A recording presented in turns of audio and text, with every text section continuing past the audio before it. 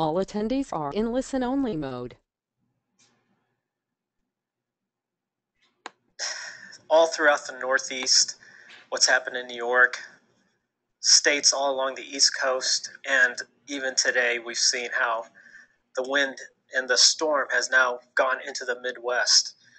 But I want to remind you, out of the demonic, there is a dynamic, and we have to look for what God is saying, listen. And I think it's incredible that on this prophecy that you just saw, it was October 27, 2012, which is Saturday. And Kim specifically talks about listen to the wind. It carries my heart. It carries my words. It carries my voice. Listen to the rain. It carries my heart. It carries my tears. And think about what the word that Kim has given today about the story of David, about stopping the curse. Look at that last line from that prophecy you just saw. We pray for your protection in the Northeast now. No more destruction. An end to destruction.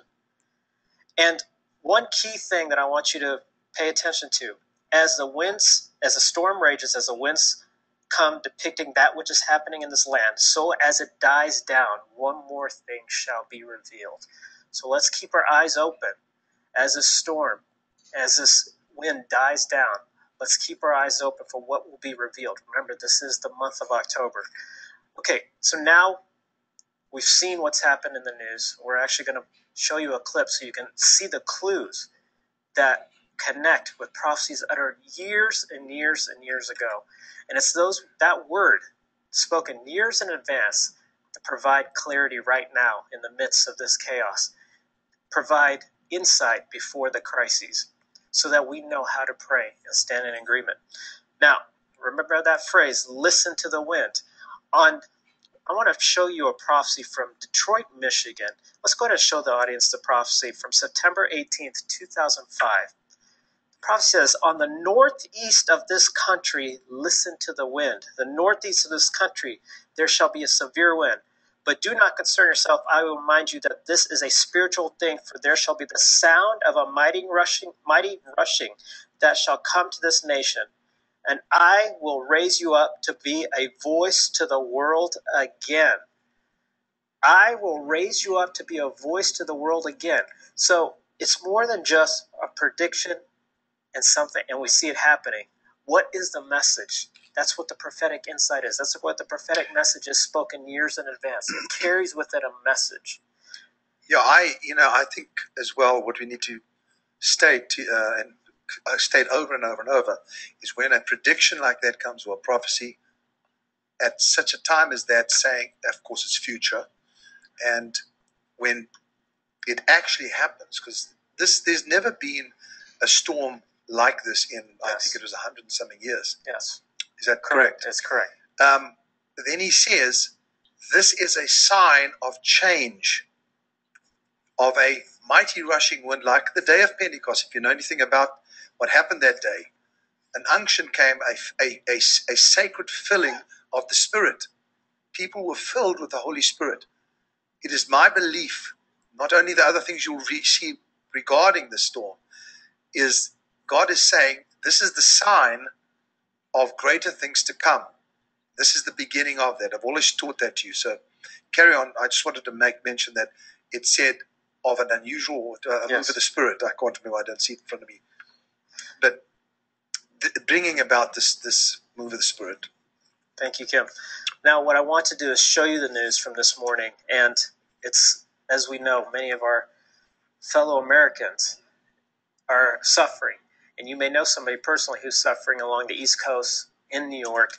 But the reason why I want to show you this is so that you can see the signs that point, that connect with prophecy and insight given years in advance, so that we know, we can see what God is trying to say for America, for this land, for this season, for right now. So what I want to do is just play you a news clip regarding Hurricane Sandy, and you will hear clues, see signs that I'll discuss when we come back. Play the clip.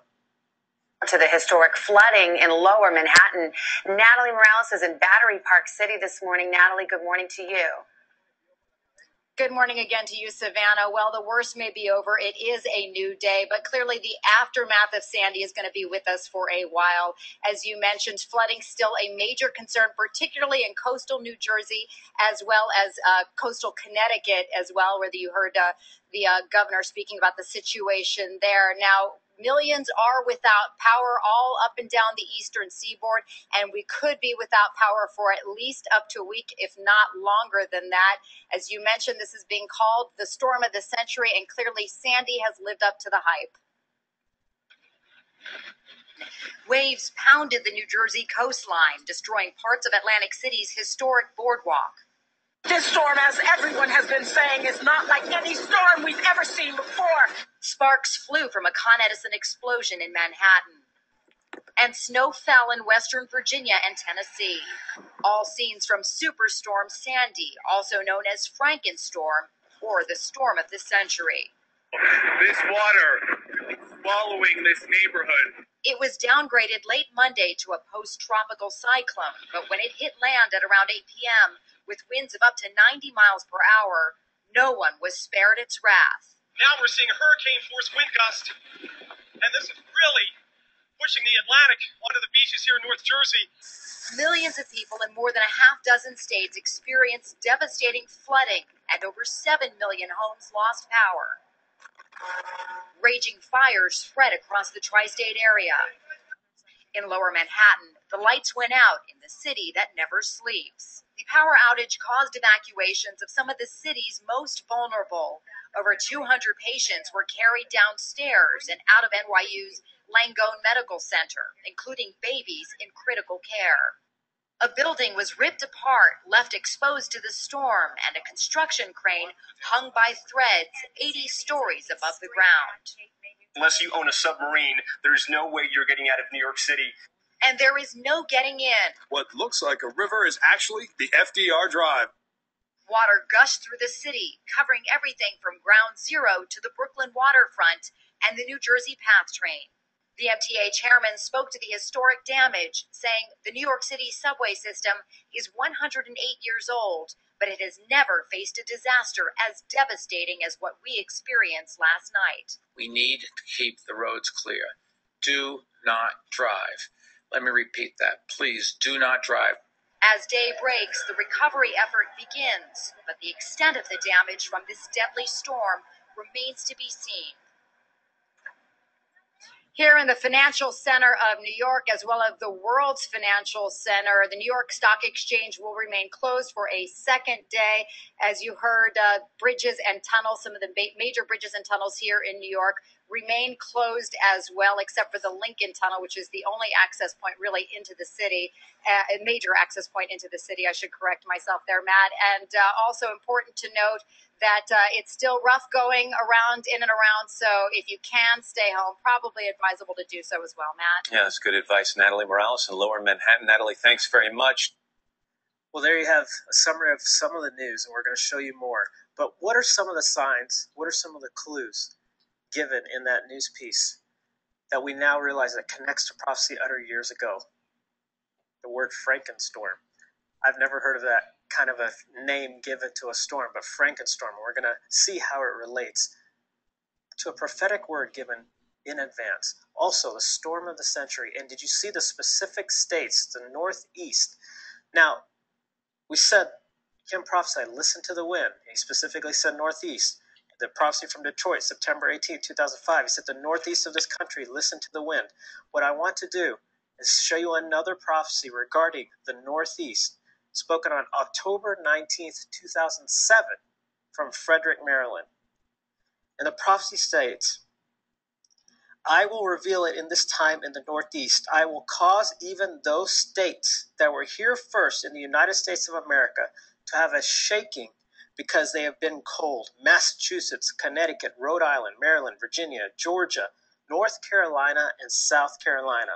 The Spirit of God says, do you understand that even Delaware, New Hampshire, New Jersey, New York, God says, I will not leave one of them out, for they will rise up and say, as we were in the beginning, so shall we be in this end time. They have said, we have been left behind. No, God says, I have kept the best for last. For it shall be that even in these states there shall be unusual happenings.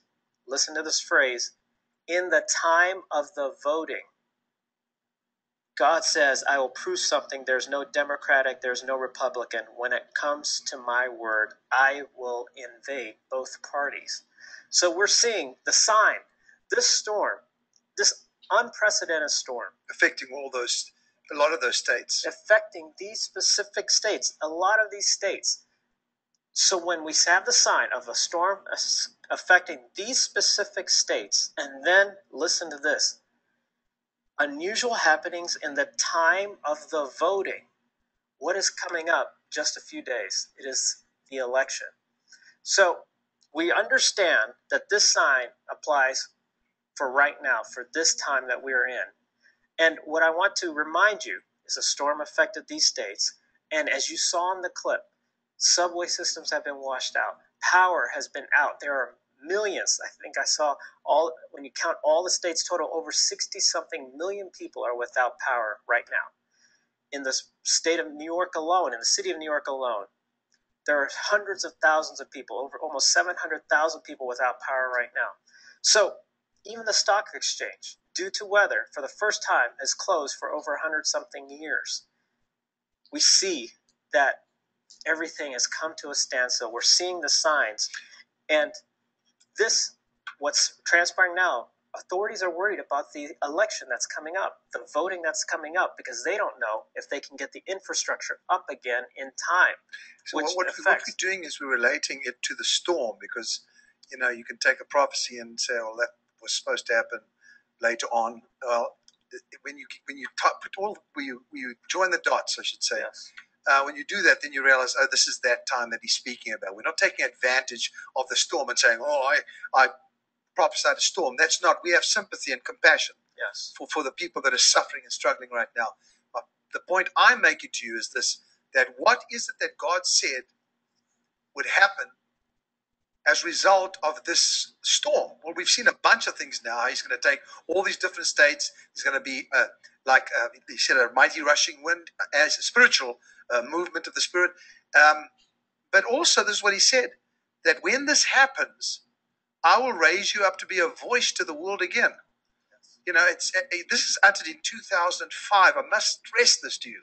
This is not when there was, our first black president or Romney was around or anything like that. It had nothing. It was God's taking me out of the equation, or this time, or at least saving me from this time and saying, I'm going to give it to you now in 2005.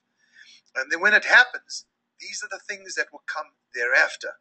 I love that he said that America will be a voice to the world again. That is a very interesting point that you brought up there. It'll raise you up to be a voice to the world again. And as we know, America has been attacked. Look at the case of what happened in Libya. America is attacked. The embassies all over the Middle East. America has been attacked. Its position at the top has been compromised.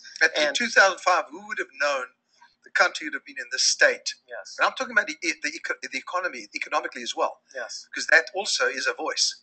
Yes. Whereas this is Codebreaker's PhD, where we can delve in and see how all this relates. And we can take comfort. I know many of you are in hurting right now, especially along the East Coast, but the prophetic insight comforts us right now and also sheds light, illuminates the darkness right now so that we can take comfort and know how to proceed forward. Few more prophecies I want to deal with so you can fully understand the time and season we're in. What I want to do is play you a powerful prophecy. Now remember the word Frankenstorm. That was a clue given. I want to play you a powerful prophecy from Munster, Indiana. And the prophecy was given on October 27th, 2010. Now think about this. October 27th, 2010. You're about to see a powerful prophecy from Munster, Indiana. October 27th, 2012 was just this past Saturday when Kim prophesied, Northeast, listen to the wind.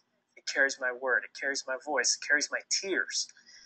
Now you're about to see how the prophetic works and how there's a thread that goes along year after year, and we can see what God is trying to tell us.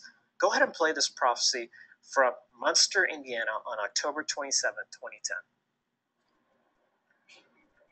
For I spoke of a wind that would come, and a wind that would go on, so unusual that men would begin to say, this wind, these storms, these tornadoes, we have not seen like this. For what reason?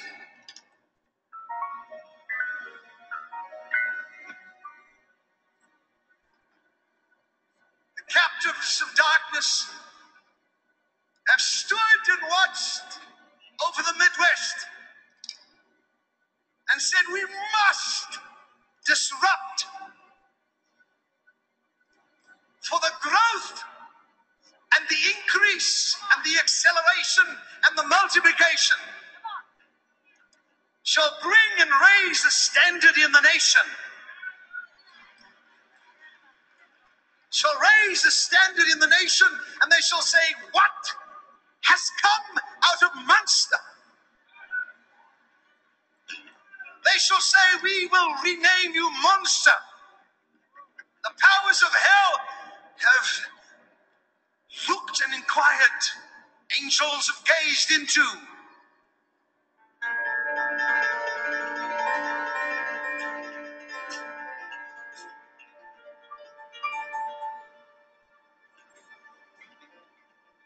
They have said, how can the Lord work in the whirlwind?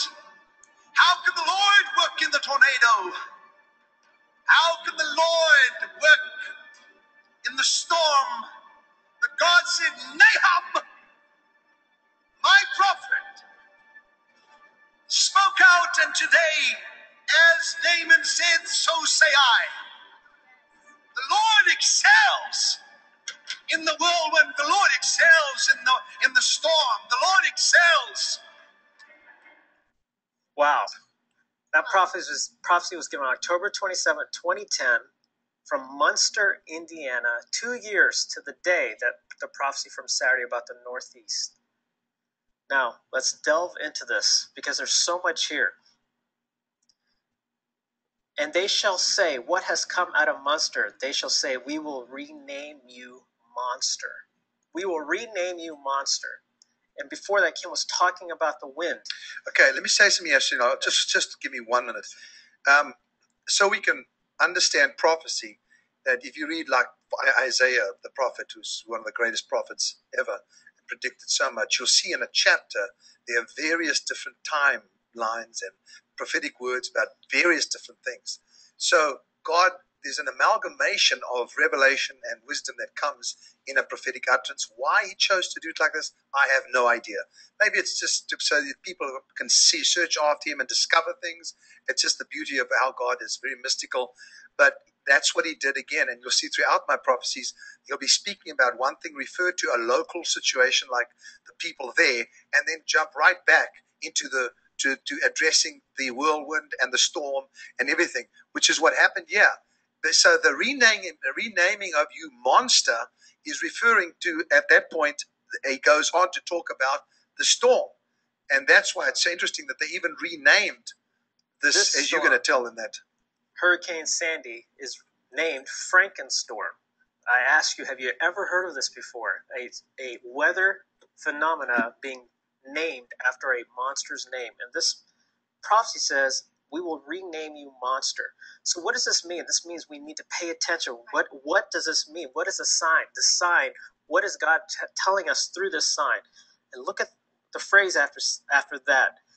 Captives of darkness have stood and watched over the Midwest and say, we must disrupt, for the growth and the increase and the acceleration and the multiplication shall bring and raise a standard in this nation. How very interesting. There's the dynamic in the midst of the demonic. When we see the sign, this is what God's telling us. The Lord excels in the whirlwind. The Lord excels in the storm. Now, what I want to show you is a news clip from today. We saw the prophecies about the Northeast, and now we're seeing a prophecy Monster, but it was uttered from the Midwest. Just watch what this Frankenstorm did today. And let's play the clip regarding the Northeast and the Midwest. Play the clip. Let's get to Al Roker. He's in Point Pleasant Beach, New Jersey once again. Al, good morning to you. Well, good morning, Savannah. Yesterday, I was out there on a dune. That dune is gone, and now the ocean rushed in when it was breached last night at about 8 o'clock. We're on Ocean Avenue, and you can see, as far as you can see, it's all sand. Down this way, there's massive flooding. The sand goes down all the way along the length of this town. It's really amazing. Let's look and see where Sandy is right now. 90 miles west of Philadelphia, 65-mile-per-hour winds moving west-northwest at 15. Peak wind gusts at 90 miles per hour out on the island in Islip. 86 in westerly Massachusetts. Washington, D.C. saw wind gust of 61. And today, wind gusts of 50 to 60 miles per hour will not be uncommon throughout parts of the mid-Atlantic, even as far west as Lake Erie. Take a look at some of the predicted wind gusts going on starting from this morning.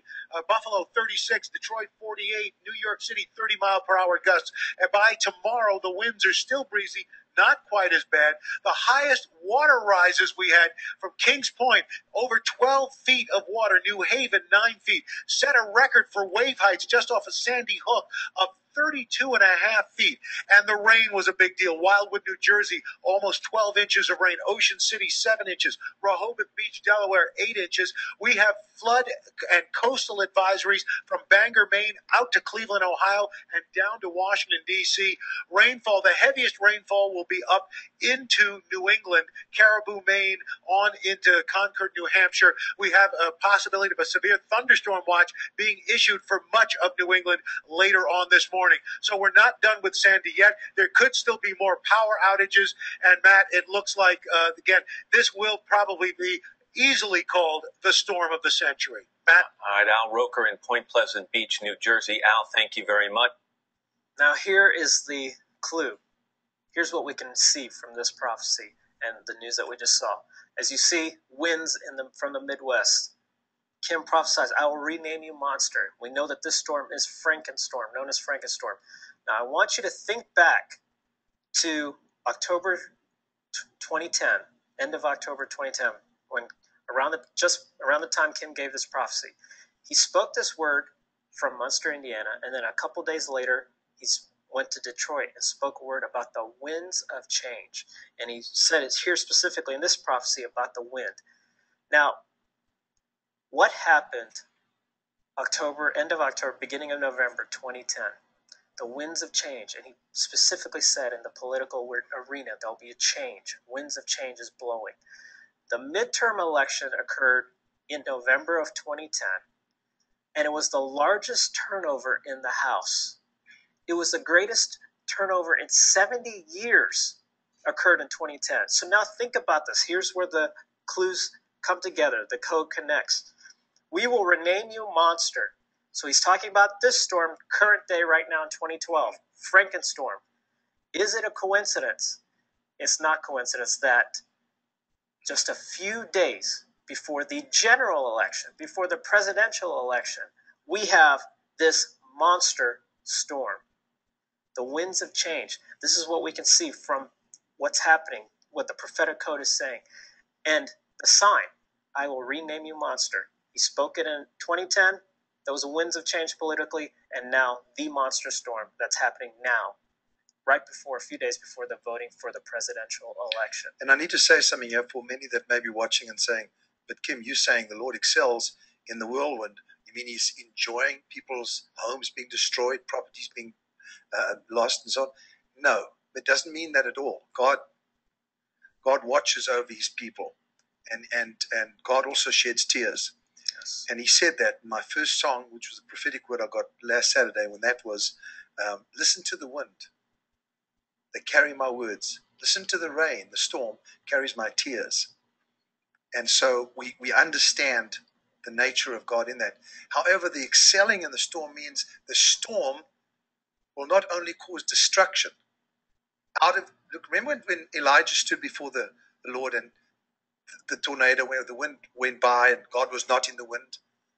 Remember that? And the fires came and God was not in the fire. There are some things that we've got to understand that God is totally not a part of it. He never planned the storm. However, he can excel as a result of it because It was a time thing. Ecclesiastes speaks about a time to be born, a time to die, the different seasons and times. I believe that he's pinpointing this storm as a shaking and saying, now watch what happens as a result. I'm going to excel as a result of it. Not meaning, well, if the Republican comes in, well, he's going to excel. That's not what he's saying. But he has already marked out what's going to happen. We'll discuss that on Monday. But what I'm saying to you, though, is you've got to understand now that we stood together, we prayed, we offered an offering on an altar, broke a curse. We are in line with everything God spoke about. We are acting so that he would excel. And I believe it's going to happen. However you want to define acceleration, I can tell you, first of all, he's spoken about a spiritual acceleration and about families and all this, and then, of course, the economy. Go. Thank you, Kim. I want to share with you a dream that Kim had, and it's actually in the vault. You can look it up. It's from December 16th, 2005. And he stated the following: I was watching a meteorologist as he was telling of a great storm in New York. I watched as he showed the map of the USA. What did we just see in that news clip? Just a large portion of the United States, the Northeast, the Midwest. He showed the map of the USA, and in the New York area, there was a large red area that depicted a great storm. I thought that it looked like a nuclear bomb had hit New York, but I wasn't sure because I was in an airplane and we were told not to enter into the space, but to divert. Let me read it, please, if you don't mind. Could you put it over here? Yeah. I want to read this because it's really very important. I know Sunil's reading it fine. I want to read it because I need to share this with you. In 2005, I had a dream. I wrote this down. It's in the vault. I wish I could put it on the screen, but you can go and look it up. December 16th. Has you got it? Okay, put it up for me, please. I want the people to see it, and then I'm going to say it. I had a dream on December 16th that shook me. I was watching a meteorologist as he was telling of a great storm in New York. I watched as he showed the map of the USA, and in the New York area, there was a large red area that depicted a great storm. I thought that it looked like a nuclear bomb had hit New York, but I wasn't sure because I was in an airplane, and we were told not to enter into the space, but to divert. Okay, thank you. You can take it off. I wanted to read that because it's something that I had to speak about, which then didn't make sense. Now it totally makes sense. Yes. Now the code breaker will explain. So we see the sign. Kim sees prophetic insight was given to him about a storm, specifically a great storm in New York. And look at the word meteorologist. I mean, what have we been seeing for the last couple of days? Map of the USA. We just saw it again. A large red area. And have we not seen many times when weather forecasters are giving their forecasts various colors, even the color red, as a storm comes in? But I want to show you something, because Kim specifically says, I thought it looked like a nuclear bomb had hit New York. And I was in an airplane and we were told to enter into the space, not to enter into the space, but to divert. One thing I want to mention to you, thousands and thousands of flights have been canceled into New York. And it's actually affected world travel and world economies because international countries, people depend on JFK, depend on LaGuardia to be a connecting point to where they need to go. And because flights have been diverted, airlines are not allowed to come in because of the situation, we're seeing that it's affecting the world economy, not just America. But I want to show you this news clip, and you're going to see something very interesting. Oh, perhaps is exactly what Kim saw, but we didn't know at the time, but now we see the signs. Let's go ahead and play this clip. It's regarding an explosion that occurred. Now, you're going to see something, and I want you to pay close attention. Pay close attention to the skyline when you see this, because it's a beautiful, beautiful sign given to us, and I'm going to deal with that specifically when we come back. Go ahead and play that news clip. As daylight arrives on the West Coast, much of the East Coast is getting to see the full devastation of Superstorm Sandy. The massive storm is blamed for at least 18 deaths. At least 7.5 million utility customers have lost power in 16 states and Washington, D.C. It is estimated that Sandy has caused $10 to $20 billion in damage, making it one of the most expensive storms in American history. Financial markets are closed again today because of the storm. And here in New York City, the subway system could be closed for days because of historic flooding. Our correspondents are on the ground this morning across the East covering the impact of Superstorm Sandy.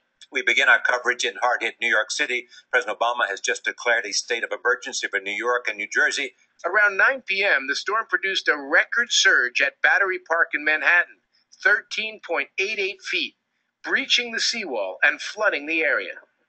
Manhattan's waterfront seemed to disappear as the surge rushed over the wall. The unknown is the storm of the century. Roads and cars were quickly covered, Ground Zero was engulfed, and across the harbor in Brooklyn there was so much flooding around Coney Island that emergency responders couldn't reach the area. The corrosive seawater also headed underground into New York City's subway and commuter tunnels. To prevent any further damage, power was deliberately cut to 6,500 customers in Manhattan. But that's not why the skyline went dark. This is an explosion at a Con Edison plant. More than 250,000 people across the city lost power. New York University's hospital was one of them. Doctors and patients were forced to leave late last night when backup generators there also failed. We are seeing a large number of fires caused by down wires and electrical problems relating to outages. One of the biggest fires started late last night in Queens. According to the New York Fire Department, more than 50 homes have been destroyed. Con Ed is the utility that provides power for the New York metropolitan area. Last night, at its height, it said 670,000 customers were out of power. A Con Ed spokesman says this is the single largest storm-related outage in its history. Charlie, Nora? Incredible. Jim Axelrod, thank you. I want to remind you that out of the demonic, there is also a dynamic. We must look for the signs. We must see what God is up to. And did you see that news clip? The explosions you saw was, they said 2 massive explosions as the power generator exploded. But did you see the picture of the skyline? You know, New York is known as the city that never sleeps, the city of lights. It's lit up like no other city in America. But as soon as the power went out, something happened, and all the buildings went black. What I want to do is just show you that picture from that news clip. Now look, the entire city is black, save for one building. Whoa. That building, everyone, is the New World Trade Center. Now think about that. What is the sign that God's trying to tell us? All of New York goes black except for the New World Trade Center. I want to remind you, the prophecy from Saturday said, I will raise you up and raise your light upon this nation. And then the prophecy from Detroit, Michigan that Kim mentioned, I will raise you up to be a voice to the world again.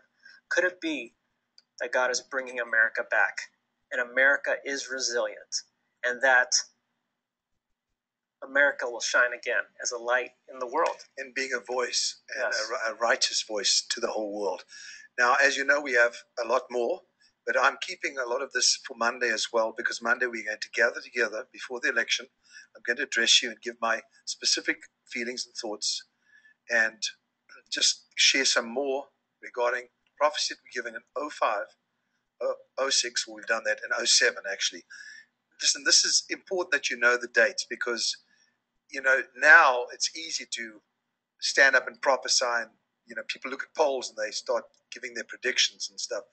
But when God speaks it long before it happens, that is the character of the prophet. That's how he does it.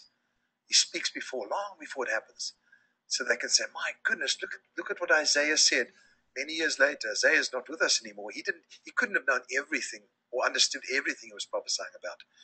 So Monday night, you're going to join me live at. Did you not know? Yeah. Oh, I was hoping someone would say it. I know, I'm scared. You know, all the different time changes, I get mixed up. 5 o'clock Pacific time on Monday night, the 5th of November. Okay?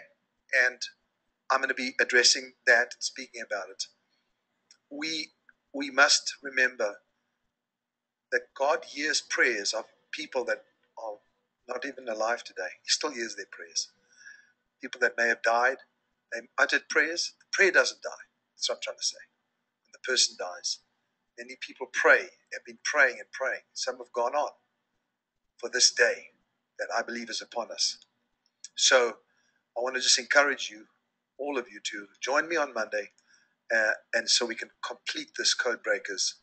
And you just do your voting as you feel in your heart. That's all I can encourage you to do. Also on Saturday, I'm not going to do a den here, but I'm going to address you and pray with you from my garden as well on Saturday. It's going to be a short den that I'm going to do from my garden, because I want to just at least connect with you after we've had this week of this broadcast. Please tell as many people as you can to come on. It'll strengthen, encourage them, and see that God still has his hand and a great plan, a hand on and a great plan for this nation. And so that's why I'm encouraging you to tell them. I think that's all I should do today, because it's almost 2 hours, and I think they've a lot to chew on. Unless you want to read something just before we go. You got something there? Just about Code Breakers. Everybody's loving Code Breakers. Nikki says that it's interesting that Sandy means defender of mankind. Oh. I love these guys, the way they write in. I do too. A lot of insight. Fox News called Sandy Storm Monster, just like Kim's prophecies. Jamie Maria